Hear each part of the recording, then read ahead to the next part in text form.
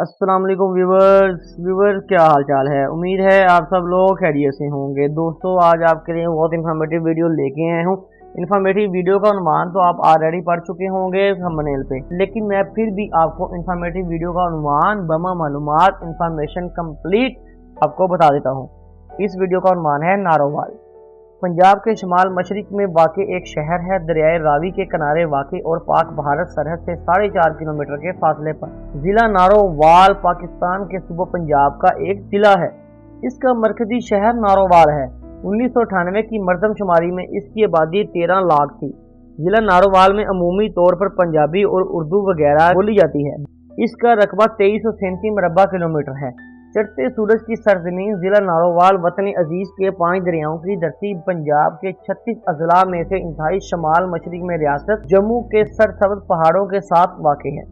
नारोवाल के जनूब मशरिक में दरियाए रावी के साथ भारत के अजला अमृतसर और गुरदासपुर, जबकि शुमाल मगरबी में पाकिस्तान का जिला सियालकोट और जनूब की जानब जिला शेखुपुरा और गुजरांवाला वाक़ है। यहाँ सबसे मशहूर रूहानी हस्ती पीर जमात अली शाह रहमतुल्लाह अलैह और भी बहुत सी काबिल इज्जत हस्तियों के मज़ार हैं। इनके अलावा यहाँ सिख मजहब के मुकद्दस जगह करतारपुर वाक़ है, जो नारोवाल से 12 किलोमीटर शकरगढ़ रोड पर वाक़ है। तारीखी पस मंजर देखा जाए तो हिंदुस्तान में अफगान बादशाहों के ओहदे सुल्तनत के वक़्त रियासत राहवरी तैमूर रियासत जम्मू कश्मीर कोलो नामी राजा के ज़ेर तसल्लुत थी, जो राजपूत नस्ल के सूरज हंसी खानदान से तल्लुक़ रखता था। यह इलाका जहाँ अब नारोवाल शहर आबाद है कोलू की सुल्तनत में था।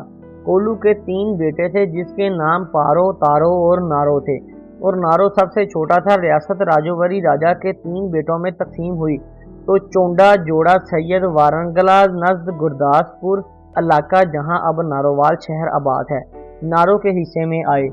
नारो सिंह ने अपनी रियासत की सदर मकाम के लिए अपने साथियों के मशवरे से यही जगह मंतखब की। मशहूर है कि इब्तदाई नारो सिंह ने मुतअद्दिद मकामात पर शहर आबाद करने की कोशिश की मगर नाकाम हुआ।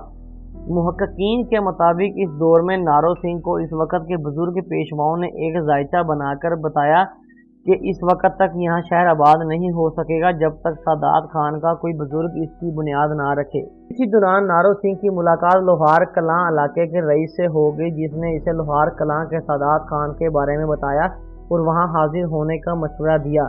चनाचा नारो सिंह उसके कहने पर कलां गया और पीर सैयद अनायतुल्लाह शाह और पीर सैयद शमसुद्दीन से मुलाकात करते हुए अपना मसला बयान किया।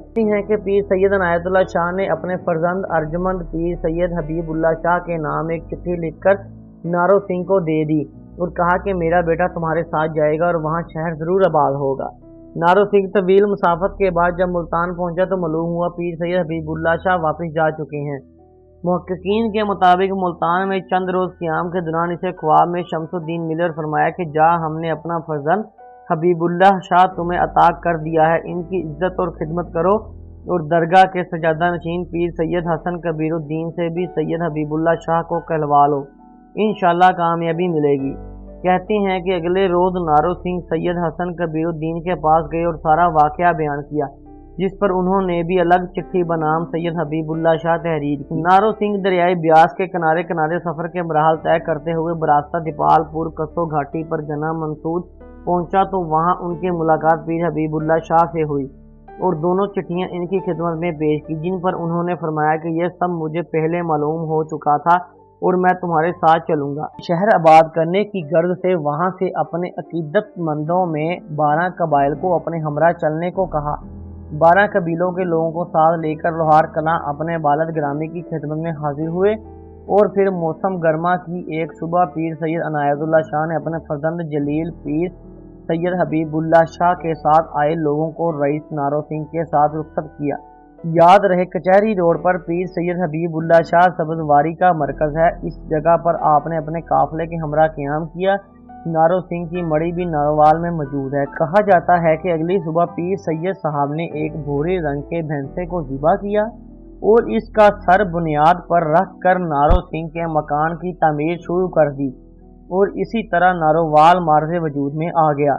1928 ईस्वी अंग्रेज़ के दौरे हुकूमत में नारोवाल को तहसील का दर्जा दिया गया और आज़ादी के बाद जुलाई 1990 में नारोवाल को ज़िला का दर्जा दिया गया।